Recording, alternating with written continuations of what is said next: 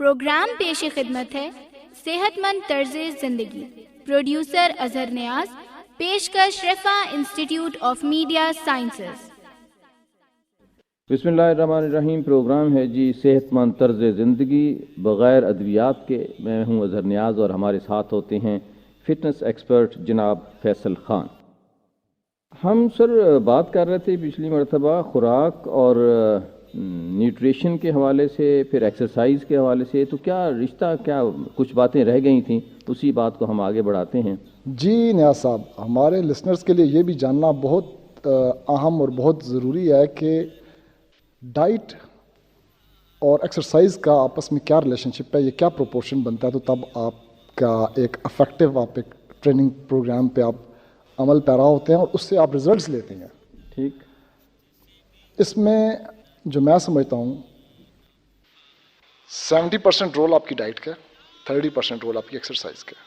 चाहे आप इसमें वेट लॉस की बात कर रहे हो या आप मस्कुलर वेट गेन करने की बात कर रहे हो, एज अ बॉडी बिल्डर बात कर रहे हो, या सिंपल एज आप क्रॉस फिट या फिटनेस के किसी भी ट्रेनिंग प्रोग्राम की आप बात कर रहे हो, आपकी डाइट का रोल बहुत अहम है।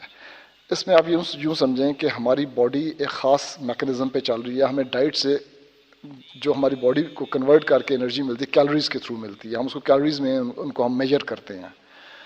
अगर हम कोई भी वर्कआउट प्लान इस तरह करते हैं, कोई भी हम ट्रेनिंग प्रोग्राम इस तरह करते हैं कि हम जब एक वर्कआउट प्रोग्राम को हम अगर असेस करते हैं कि इसका यह वर्कआउट प्रोग्राम कितना हमारे लिए बेहतरी लेके आएगा, अगर हम वेट लॉस की या वेट मैनेजमेंट की बात करते हैं, हमने कितनी कैलोरीज बर्न की हैं उस वर्कआउट में। ठीक है। अगर तो हमने जो डेली की डाइट ली है उसका जो सम आता है कि इतनी कैलोरीज हमने इस डाइट में हमने थ्रू आउट द डे हमने हासिल की हैं, अगर तो उससे ज़्यादा कैलोरीज अगर हमने उस दिन बर्न की हैं थ्रू वर्कआउट और थ्रू डेली एक्टिविटी जो भी हमारा काम है, तब तो यह है कि हमारी वो कैलोरीज माइनस में आएंगी अगर, तो हमारा बॉडी से वेट डाउन होना शुरू होगा। अगर ये बात कॉम्प्लिकेटेड लग रही है, मैं आपको थोड़ा सा आसानी से समझाता हूँ। एक शख्स है, उसने दिन में जो खाना पीना किया है या जो उसने सुबह दोपहर शाम के 3 मील्स लिए हैं, उसमें उसने 2500 कैलोरीज उसकी इनटेक थी। तो कैलोरीज है जैसे आपने रोटी खाते हैं, दूध पीते हैं, आप गोश्त खाते हैं, आप अंडे खाते हैं, आप सब्जियां खाते हैं, वट, इन सब की एक समझें कि जो बॉडी को जो एक चीज़ मिल रही है वो कैलोरीज की फॉर्म में मिल रही है। ठीक हो गया। अच्छा, अगर 2500 कैलोरीज उस किसी भी शख्स ने कंज्यूम की हैं दिन में थ्रू डाइट, अगर उसका पूरे दिन की जो एक्टिविटी हुई है, जो फिजिकल एक्टिविटी हुई है, उसमें जो उसकी बॉडी ने कैलोरीज बर्न की हैं जी, अगर 2500 कैलोरीज से ज़्यादा बर्न करती है उसकी बॉडी, तो फिर इसका मतलब है कि उसकी बॉडी माइनस में जाएगी। उसकी बॉडी मजबूर होती है उस फैट को जो उनके हमारे मिड सेक्शन में स्टोर हुआ है या हमारी बॉडी में स्टोर हुआ है, उसको कंज्यूम करने के लिए हमारी बॉडी मजबूर होती है कि अब इस जो स्टोर है इसको हरकत दी जाए कि वहाँ से अब मुझे मदद लेनी पड़ेगी, उस फैट को कंज्यूम करना पड़ेगा, उस फैट को बॉडी को फिर यूज़ में लेके आती है, और वही हम कहते हैं कि अब वेट डाउन होना शुरू हो गया। ठीक हो गया। आप सिंपल ये समझें कि अगर बॉडी से हमने 1 पाउंड फैट घटाना है बॉडी से जी, एक कोई साहब हमें कहते हैं कि जी कि मैं 10 kg ओवरवेट हूँ, मैंने वेट डाउन करना है, मैं कितने अरसे में करता हूँ, तो मैं आपको सिंपल कहूँगा 1 पाउंड फैट का is equal to 3500 calories, 3500 calories. Okay. अगर हम एक वीक में बॉडी को 3500 कैलोरीज का डेफिसिट देंगे, ठीक, तो हमारी बॉडी 1 पाउंड फैट लूज करेगी 1 वीक के अंदर। ठीक हो गया। ठीक है जनाब। अगर हम दूसरी तरफ ये देखते हैं कि अगर हम कैलोरीज की इनटेक का ध्यान नहीं करते, हम अपनी कैलोरीज की इनटेक हमारी उसको नहीं मैच कर रही जितनी हमारी बॉडी बर्न कर रही है, तो फिर आप वैसे तो आप एक्सरसाइज का फ़ायदा ये तो मिलेंगे, आप एक्टिव हैं, आप हेल्दी फील कर रहे हैं, लेकिन आपका वेट नहीं डाउन होगा। ठीक है। वेट आपका तब डाउन होगा जब आपकी जो कैलोरीज की इनटेक है उससे ज़्यादा कैलोरीज आप बर्न करेंगे, तब आप माइनस में आपकी बॉडी जब जाएगी उस कैलोरीज के रेशो प्रोपोर्शन में, तब आपकी बॉडी उस फैट को मेटाबोलाइज करने में तैयार होगी।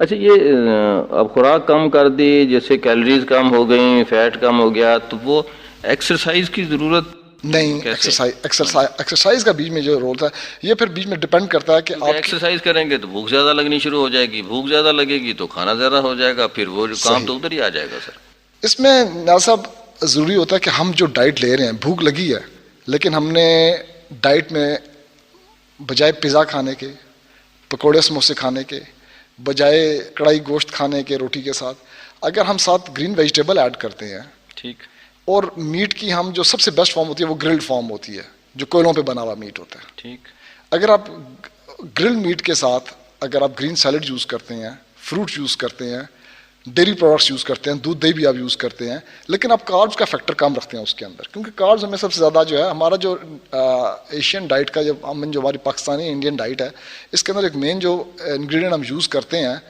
पाकिस्तानी डाइट में, हम वीट बहुत ज़्यादा यूज़ करते हैं, जो wheat is a rich source of carbohydrates, ठीक, और यही हमारे अमूमन अगर हम इसी एलिमेंट को हम कट कर देते हैं अपनी डाइट में से फॉर द टाइम बिंग, जब तक आप अपना वेट लॉस करने के प्लान के ऊपर आप चल रहे हैं, तो आप देखेंगे कि आपका वेट बहुत जल्दी डाउन होना शुरू होता है, क्योंकि जो रेस्ट ऑफ द आपको मैंने जो कंपोनेंट्स बताए हैं, आपने ग्रिल मीट यूज़ किया, आपने ग्रीन वेजिटेबल्स यूज़ की, फ्रूट्स यूज़ किया, आपने दूध दही का आपने कुछ ना कुछ ऐसा यूज़ किया, क्योंकि ये चीज़ें भी हमारी बॉडी के लिए ज़रूरी हैं, एसेंशियल हैं। अगर हम ये नहीं लेंगे हमारी बॉडी किसी न किसी डेफिशिएंसी का शिकार हो जाएगी।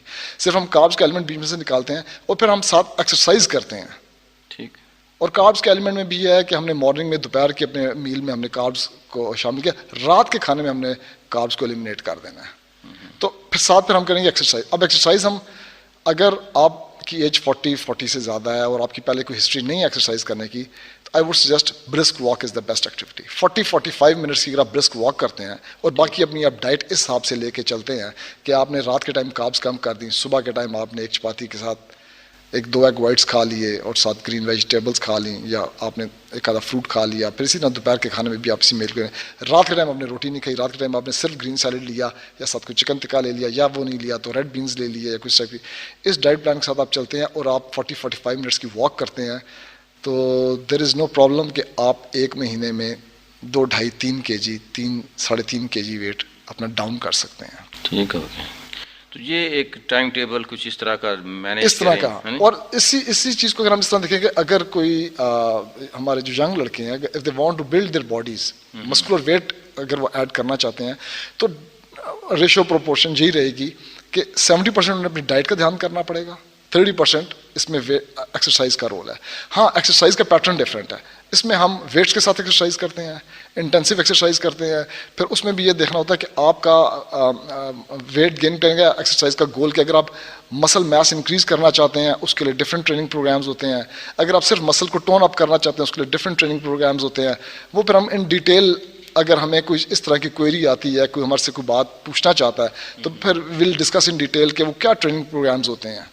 इन ट्रेनिंग प्रोग्राम्स की आगे फिर एक काफ़ी सारी टाइप्स होती हैं कि किस ट्रेनिंग प्रोग्राम के ऊपर लेके जाए। इसके अंदर प्योर स्ट्रेंथ ट्रेनिंग प्रोग्राम्स होते हैं, मसल बिल्डिंग प्रोग्राम्स होते हैं, क्रॉस फिट प्रोग्राम्स होते हैं जनरल फिटनेस के लिए। जैसे आप ये देखते हैं कि जितने भी कॉम्बैट जो होती हैं, हमारे आर्मी के जो सोल्जर्स होते हैं, मेरीन्स होते हैं, इनको एक और तरह की फिटनेस की ट्रेनिंग्स करवाई जाती हैं जो ओवरऑल पूरी बॉडी को आपको मजबूत और स्ट्रॉन्ग बनाती हैं, एजिलिटी पैदा करती हैं, स्ट्रेंथ देती हैं आपको, और खाली साइज नहीं गेन करने के ऊपर फोकस करती हैं, आपको कार्डियो, आपको स्ट्रेंथ ट्रेनिंग, दोनों तरफ से वो आपको पॉलिश करती हैं।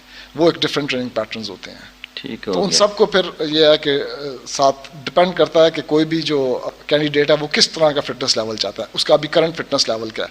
फिर उसके ऊपर हम अगर टाइम टू टाइम हमें कोई इस तरह की क्वेरीज आती हैं, क्वेश्चंस आते हैं, फिर हम उसको भी डिटेल में डिस्कस करें, शामिल कर लेंगे। अच्छा, कुछ मिथ हैं जी बनी हुई कि जी एक्सरसाइज जो है वो सुबह सवेरे ही करनी चाहिए, या और भी बेशुमार चीज़ें हैं बार कि जी पुख्ता सड़क पे नहीं करनी चाहिए, घास पे करनी चाहिए, या खाने के वक्त करनी चाहिए, खा के नहीं करनी चाहिए, या खा के करनी चाहिए। इसके बारे में थोड़ी सी डिटेल में जानो कि बहुत सारे ऐसी चीज़ें हमारे मौजूद होती हैं। ये हमारे लिसनर्स को भी इस चीज़ से सुन के कुछ ना कुछ इन्फॉर्मेशन ज़रूर मिलेगी। कई ऐसी बातें हैं जो जिनकी इतनी कोई बेस नहीं है, लेकिन वो बस एक दूसरे से सुन के वो बातें ऐसे हो गई हैं कि अब लोग उनके ऊपर काफ़ी यकीन करते हैं, या पुराने जो उनके ख्यालात थे उसके ऊपर अभी तक चल रहे हैं। जैसे अभी आपने बात की कि सुबह का टाइम वर्जिश के लिए, नो डाउट सुबह का टाइम वर्जिश के लिए अच्छा होता है, इट्स अ गुड टाइम, ठीक। लेकिन अगर आप कोई ऐसी जॉब कर रहे हैं कि you have to go early in the morning in the office, तो फिर अगर शाम को एक्सरसाइज करनी पड़े, there is no harm in it, ठीक। लेकिन यह है कि अगर आपने शाम को एक्सरसाइज करनी है, आपने बस इस चीज़ का ख्याल करना है कि आपका स्टमक फिल्ड अप ना हो, यानी अगर आपने सपोज 5 बजे एक्सरसाइज करनी है तो आपने लास्ट मील खाए हुए एटलीस्ट 1.5-2 घंटे हो चुके हों आपको। यानी आपने अगर दोपहर खाना 3 बजे तक खाना था तो खा लिया आपने, ठीक, 4-5-2 घंटे अब आपके स्टमक को मिल गए हैं, अब आप थोड़ा सा हल्का फील कर रहे हैं, फिर आपने एक्सरसाइज करनी है। ये भी असर और मगरब के दरमियान खास तौर पे बड़ा देखे लोग ट्रैक पे जा रहे होते हैं, आ रहे हैं, जी, इसकी भी खास वजह है या बस सुनी सुनाई बात भी पीछे चल नहीं पड़ेगी? अदर साहब, इसमें मोस्टली ये होता है कि ये टाइम फारग होता है शायद, ये ऑफिस से लोगों के फ्री होने का टाइम होता है, ठीक, और फिर ये वैसे भी एक बेहतर टाइम है शाम को। रात को फिर आपकी कोई और कमिटमेंट स्टार्ट हो जाती हैं, जैसे 8-9 बजे का टाइम है, 7-8 बजे का टाइम है, फिर आपको पता है ये ऐसी टाइम होती हैं कि सोशल गैदरिंग्स भी होती हैं, दोस्तों के मिलने मिलाने का टाइम भी होता है, तो फिर लोग कोशिश करते हैं कि असर और मगरिब के दरमियान का टाइम ये भी बड़ा अच्छा टाइम है। लेकिन मैं आपको बताया कि टेक्निकली इसमें ऐसी कोई हर्ज वाली बात नहीं है कि अगर आप सुबह करते हैं, दोपहर करते हैं, शाम में करते हैं, जो भी आपको टाइम मिलता है, रात के टाइम आपको मिलता है, लेकिन हम बस इन चीज़ों का अपने ख्याल रखना है कि हमारा स्टमक फिल्ड अप ना हो और हम उस कैफियत में एक्सरसाइज ना लगाएं कि हमारा स्टमक अभी डाइजेशन में लगा हुआ है और साथ हम अपनी एक्सरसाइज स्टार्ट कर दें। क्योंकि हमारी बॉडी जब एक्सरसाइज कर रही होती है उस टाइम भी हमारे मसल्स को ब्लड की ज़रूरत होती है, ब्लड पंप इन होता है और आप देखते हैं कि मसल का साइज़ थोड़ा सा मसल स्वेल हो जाता है, जिसको हम कहते हैं कि मसल वार्म अप हो गया है, बॉडी वार्म अप हो गया है, क्योंकि हमारी बॉडी उस टाइम वो जिस मसल को हम हिट कर रहे होते हैं, एक्सरसाइज कर रहे होते हैं, वो ब्लड को अपनी तरफ उसकी सप्लाई वहाँ बढ़ा देता है। और डाइजेस्टिव सिस्टम जो हमारा, जब हम डाइजेस्ट कर रहे होते हैं तो उस टाइम हमारे स्टमक को भी ब्लड की ज़रूरत होती है। अब ये इस कैफियत से बॉडी को बचाने के लिए कि आपका डाइजेस्टिव सिस्टम भी अलग से एक आपको ज़रूरत है ब्लड सप्लाई की और मसल, तो इससे बचाने के लिए हम फिर कहते हैं कि आप भरे हुए पेट साथ या जब आपका डाइजेस्टिव सिस्टम एक्टिव हुआ है डाइट के खाने के फॉर्म, उस टाइम आप एक्सरसाइज ना करें। फिर इसके अलावा जैसे आपने कहा कि सड़क के ऊपर जॉगिंग करना, या जब भी जॉगिंग की जाती है तो एडवाइस ये की जाती है जो एक्सपर्ट्स हैं कि हमेशा आप मड ट्रैक के ऊपर या जो ग्रासी लैंड है उसके ऊपर आप एक्सरसाइज करें। आप जॉगिंग अगर आपने करनी है आप ग्रासी लैंड के ऊपर करें या मड ट्रैक के ऊपर करें, rather than doing it on concrete road. Concrete road solid होती है, जब हम रनिंग कर रहे होते हैं तो हमारा समझें कि एक जो हम स्टेप रखते हैं उसका प्रेशर काफ़ी बढ़ चुका था, पूरी बॉडी का वेट हम उसके ऊपर डाल लेते हैं, वो भी जब रनिंग के स्टांस में डालते हैं तो उसका वेट काफ़ी ज़्यादा, इम्पैक्ट काफ़ी ज़्यादा होता है। अब अगर कोई सॉलिड सरफेस होगी तो वो उसका इम्पैक्ट डायरेक्टली हमारी बॉडी को, हमारे जॉइंट्स के ऊपर जाएगा, जबकि हम ये जो ग्रासी लैंड के ऊपर या मड ट्रैक के ऊपर करते हैं तो वो that is a better place for jogging. और इसी वजह से ये बात एडवाइस की जाती है कि हमेशा मड ट्रैक के ऊपर या ग्रासी लैंड के ऊपर करें। ट्रेडमिल्स जो अच्छी ट्रेडमिल्स हैं, ब्रांडेड ट्रेडमिल्स हैं, उनको वो भी अच्छी होती हैं इसके लिए, लेकिन too much of everything is bad. अब रनिंग भी है, अगर आप हम में से कोई ये समझता है कि जी मैं अगर डेली रनिंग करता हूँ तो टू सम एक्सटेंट ठीक है, एक ख़ास एज तक ठीक है, लेकिन जैसे जैसे आपकी एज आप बढ़ती है फिर rather than running brisk walk is a better exercise. I am talking about exactly, आप 50+ हैं, 60+ हैं, तो रादर देन जॉगिंग आपने ब्रिस्क वॉक करनी है। और ये एडवाइस उनके लिए भी है कि जो ओवरवेट हैं, जो बहुत ज़्यादा जिनका वेट है, अगर वो एक्सरसाइज स्टार्ट करना चाहते हैं they should not start with jogging, they should start with brisk walk. फिर कुछ लोग हमारे समझते हैं जी कि हम, मेरे पास कई आते हैं लोग मुझसे पूछते हैं कि जी हम तो स्विमिंग करते हैं, इतना से कर रहे हैं, हमारा वेट नहीं डाउन हो रहा। ठीक, swimming it's a very good exercise, I mean rather it is exercise of exercises, running, swimming. लेकिन स्विमिंग में और रनिंग में फ़र्क है। रनिंग आपका वेट घटाएगी, स्विमिंग आपका वेट इतनी जल्दी नहीं घटाएगी। क्यों? क्योंकि रनिंग में ऑलरेडी पानी आपकी बॉडी को बाउंस दे रहा होता है, आपकी बॉडी के ऊपर उतना इम्पैक्ट नहीं आता। आप ठीक है, अब स्विमिंग में आपके तमाम मसल ग्रुप्स इन्वॉल्व होते हैं, आपकी पूरी बॉडी मूव कर रही होती है, सारे मसल ग्रुप इन्वॉल्व होते हैं, लेकिन चूंकि वाटर आपको ऑलरेडी बाउंस दे रहा होता है, आपकी वो उसके ऊपर एफर्ट नहीं लगती जो आपकी रनिंग में लगती है, जहाँ पे अपने बॉडी के अपने वेट को अपने खुद लेके चलना है। और दूसरी बात है कि स्विमिंग के बाद अक्सर आपने फील भी किया होगा, आपको भूख भी ज़्यादा लगती है, तो जितनी कैलोरीज आपने बर्न नहीं की होती हैं उससे ज़्यादा आपको फिर अगर भूख लगती है और आप वो डाइट ले लेते हैं तो इट मीन्स कि आपके वेट के ऊपर खास फ़र्क नहीं पड़ेगा। तो जबकि जो लोग अपना वेट डाउन करना चाहते हैं उनके लिए जो डायरेक्ट इम्पैक्ट वाली एक्सरसाइज हैं, यानी कि रनिंग हो गई, ब्रिस्क वॉक हो गई, ब्रिस्क वॉक से थोड़ी सी वेट ट्रेनिंग हो गई, क्योंकि ये दो तरह के पैटर्न्स होते हैं, एक कार्डियोवैस्कुलर एक्सरसाइजेज या एरोबिक्स एक्सरसाइजेज और एक वेट ट्रेनिंग।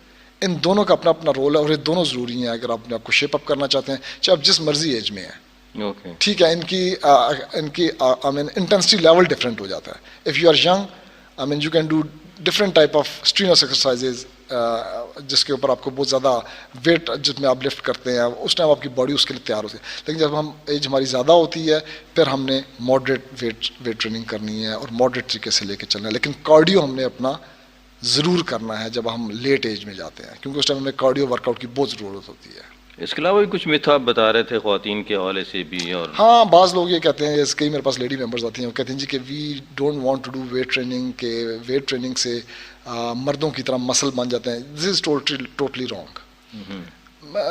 लेडीज़ के मर्दों की तरह मसल बनने का जो उनको खौफ रहता है वो इसलिए पॉसिबल नहीं है कि ये जो है इसका ताल्लुक मेल हार्मोन और फीमेल हार्मोन से होता है।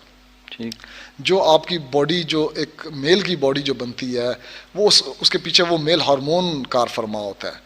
और आप देखते हैं कि अक्सर जो हम जिसको हम कहते हैं कि प्रोहिबिटेड ड्रग्स यूज़ कर रहे हैं बॉडी बिल्डर या कोई, वो बेसिकली यही जो मेल हार्मोन है इंसान की बॉडी में, इसकी जो सिंथेटिक फॉर्मेशन है जो मार्केट में मिलती है वो बेसिकली उसको यूज़ करें, इसको स्टीरॉइड्स कहते हैं, विच इज़ रॉन्ग। लेकिन मैं आपको बात इस कॉन्टेक्स्ट में बता रहा हूँ कि अगर लेडीज़ एक्सरसाइज करते हुए अपनी कहते हैं कि वो हमारी बॉडी जेंट्स की तरह हो जाए, तो इसके लिए इसलिए उन्हें फिक्रमंद होने की जरूरत नहीं, क्योंकि उनके अंदर उस हार्मोन का अमल दखल नहीं है। वो ज़रा वो मेल हार्मोन्स है जो मेल बॉडीज़ में पाया जाता है। फीमेल बॉडीज़ में उसकी इतनी क्वांटिटी इतना वो नहीं है कि वो उस तरह से इम्पैक्ट करे जैसा वो मेल बॉडीज़ में करता है। लेडीज़ बिल्कुल वेट ट्रेनिंग करें, उनके लिए ज़रूरी है, उनके लिए फ़ायदा मंद है। ये वेट ट्रेनिंग से आपकी बॉडी लचकीली होती है, आपके टेंडन्स, आपके मसल्स, आपके जॉइंट्स मजबूत होते हैं और ये आपकी बॉडी में मसल मास को प्रमोट करता है, फैट को कट करता है। तो ये ज़रूर करनी चाहिए लेडीज़ को। लेकिन किस तरह करनी है, इसकी मेथडोलॉजी क्या है, उनका करंट फिटनेस लेवल क्या है, हमेशा किसी फिटनेस एक्सपर्ट के अंडर आप करें एक्सरसाइज। ये मैं टाइम टू टाइम ये एडवाइस करता हूँ तमाम लिसनर्स को, सुनने वालों को, कि जब भी आप ना कोई फिजिकल फिटनेस से रिलेटेड प्लान स्टार्ट करने लगे हैं, अगर आपकी अपनी कोई हिस्ट्री नहीं है, इसके ऊपर ज़्यादा नॉलेज नहीं है, it is always advisable to start such program under the supervision of some fitness expert. आप खुद से ना करने की कोशिश करें, माइट बी कि कोई ऐसी चीज़ हो जो आप गलत कर रहे हो जिसके से आपको कोई नुकसान हो जाए। And since we are dealing with human bodies, हमें बहुत इस मामले में केयरफुल होना चाहिए। फ़ोन करके भी हमसे भी पूछ सकते हैं। यस, जब तक हमने इस प्लेटफॉर्म पे हमारे आने का मकसद ये है कि if anybody wants to start a fitness program, जिसमें यह है कि अपना वो वेट मैनेजमेंट के हवाले से मसल मास इंक्रीज़ करना है। कोई यंग लड़के हैं वो चाहते हैं कि हमने अपना वेट इंक्रीज़ करना है बॉडी बिल्डिंग स्टाइल में, या वैसे अपना वो फिटनेस लेवल बेहतर करना चाह रहे हैं। लेडीज़ हैं, हाउस होल्ड लेडीज़ हैं, या यंग लड़कियां हैं जो चाहती हैं कि हमने अपना वेट प्रॉपर रखना चाहती हैं, हमारा बॉडी में फ़ैट की रेशो ज़्यादा है, किस तरह से हमने इसको करना है। हम उनको टाइम टू टाइम अकॉर्डिंगली, क्योंकि ह्यूमन बॉडीज़ का सिस्टम ऐसा है कि हर इंसान का एक डिफरेंट एक स्ट्रक्चर है, डिफरेंट उसका बॉडी टाइप है, केस टू केस डिफर करता है। वो वन साइज फिट्स ऑल ये ह्यूमन बॉडीज़ में मतलब it does not comply with this statement. Okay, अच्छा, ये कुछ ऐसी सजेशन भी आप दे सकते हैं कि जो ख्वातीन हैं या घर में कुछ गैजेट रख लें, जैसे कुछ एक्सरसाइजर होते हैं तो वो घर में आमतौर पे कुछ लोग रख भी लेते हैं, कुछ कहते नहीं जिम ही जाना चाहिए ताकि पता तो चलता रहे कि कैसे करना है, क्या करना है। ये सर इसमें सिलसिला ऐसा होता है कि कई लोग मैंने देखे हैं जिन्होंने घर में काफ़ी इक्विपमेंट रखा हुआ है, but they prefer to go to gym. Gym में एक मोटिवेशनल एक एनवायरनमेंट होता है जो आपको पुश करता है, क्योंकि सेल्फ स्टार्टर लोग बहुत कम होते हैं जो खुद से करें और खुद से अपने आप को उतना पुश करें। आपको पता है एक्सरसाइज में इंसान को अपने आप को पुश करना पड़ता है, to go an extra mile. जितना आप कर सकते हैं उससे ज़्यादा अपने आप को पुश करना पड़ता है। क्योंकि टेक्निकली जितना आप कर सकते हैं, जितना आपका ज़हन मानता है, आपकी बॉडी में उससे ज़्यादा की कैपेसिटी होती है, पर मेंटली हम उस चीज़ को अंडरस्टैंड नहीं कर रहे होते, या हम उस थोड़ी सी पेन से या थोड़े से जो हमें एक समझें कि जो हमें एक्सरसाइज की वजह से जो हमें सांस चढ़ता है या एक्सरसाइज की वजह से हमें जो जोर लगाना पड़ता है, हम उससे थोड़ा सा डर जाते हैं, हम एक स्टेप पीछे आ जाते हैं। जो हमारी फुल कैपेसिटी हम उसको टच नहीं करते। ट्रेनर का काम होता है आपको पुश करे, आपको to push you to the maximum limit, to push you to go an extra mile. तो ये जो सिचुएशन होती है ये फिर आपको जिम में एक ट्रेनर के साथ मिलती है। आपसे पता भी होता है कि भाई आप इतना, जैसे कि मतलब मैं डॉक्टर के पास गया तो उसने कहा जी आप कोई 20 मरतबा या अपनी 25 मरतबा ये उठक बैठक करें, है ना, तो कुछ तरह। तो मैंने कहा लेकिन आमतौर पे जिंदगी में कभी इतना नहीं करता। जब किसी ने आपको कहा, तो जब आपको कोई कह रहा होता है, कोई बात होता है, कोई आपको सुपरवाइज कर रहा होता है, तो फिर उसे पता होता है कि भाई ये इतना कर लेगा कि नहीं कर लेगा, या लेट्स सी के कहाँ तक इसको। अब ये होम गैजेट्स जो हैं, जो होम इक्विपमेंट जो है जिम्नेजियम्स का या एक्सरसाइज का, इट इज़ ऑलवेज गुड, लेकिन बात यह है कि आप उसको यूज़ कैसे कर रहे हैं। ठीक हो गया। अच्छा, ये आखिरी बात एक होता है कि ये जो जॉगर्स और सूट्स और ट्रैक सूट, ये कहाँ तक आपको करते हैं कि यार ठीक है शलवार कमीज में भी जॉगिंग हो सकती है? नहीं नया सब, असल में सिलसिला ऐसा है कि जो स्पोर्ट्स गियर होता है, जैसे आपने बात की कि स्पेसिफिक जॉगर्स हैं, स्पेसिफिक ट्रैक सूट्स हैं, टी शर्ट्स हैं, इनका वाकई बड़ा असर पड़ता है। ओके। एक तो ये कि अगर आप रनर हैं, आप रनिंग करते हैं, तो आपको स्पेसिफिक जॉगर्स पहनने चाहिए, ठीक, जो उस रनिंग के लिए बने हुए हैं, ब्रांडेड। इसमें हमें कोई रिस्क नहीं लेना चाहिए। ठीक। कई चीज़ें ऐसी हैं जहाँ पे आप रिस्क ले सकते हैं।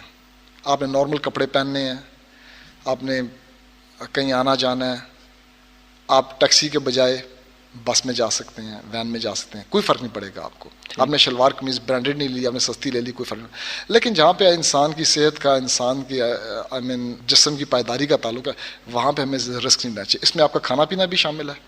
खाने पीने में आप एहतियात बहुत करें, कोई ऐसी चीज़ ना करें, कोई ऐसी सब स्टैंडर्ड चीज़ ना खाएं कि जो जाके कल को आपको अंदर से डैमेज करे। और दूसरा, जब एक्सरसाइज करते हैं, जो स्पोर्ट्स गियर है, यानी जॉगिंग के लिए तो स्पेसिफिक जॉगर्स, जो जॉगिंग के लिए जिनकी पैडिंग नीचे अच्छी है, जिनका सोल जिनके लिए अच्छा है, जो आपके पैर को सही ग्रिप करते हैं, वो फिर बाज़ औक़ात पाँव से महंगे हो जाते हैं। कहते हैं जी कि for a premium product you have to pay premium price. Okay. सस्ता रोए बार बार, महंगा रोए एक बार। तो इस टाइप की चीज़ों में आपको इन्वेस्टमेंट करनी चाहिए। आपको फिर दूसरी बात है कि एक वैसे भी इंसान को फीलिंग आती है जब आप एक स्पोर्ट्स गियर में होते हैं, आपने ट्रैक सूट पहना हुआ है, आपने जॉगर्स पहने हुए हैं, तो एक तरह मूड ऑलवेज और feel sporty, you always feel healthy, you feel like doing something. आप एक्सरसाइज करना चाहेंगे, आप दौड़ लगाना चाहेंगे। शलवार कमीज में वो बात नहीं बनती। शलवार कमीज में अब आई मीन इट डिपेंड्स कि आप किस तरह का, लेकिन एडवाइजेबल ये है। ठीक हो गया, बहुत शुक्रिया जी। ये आपने बड़ी अच्छी बात कही। उसको पहनकर वैसे ही आदमी थोड़ा देर के लिए तो वैसे ही खुश हो जाता है कि हाँ मैं कुछ थोड़ा सा है ना लगा हूँ एक्सरसाइज करने और थोड़ा।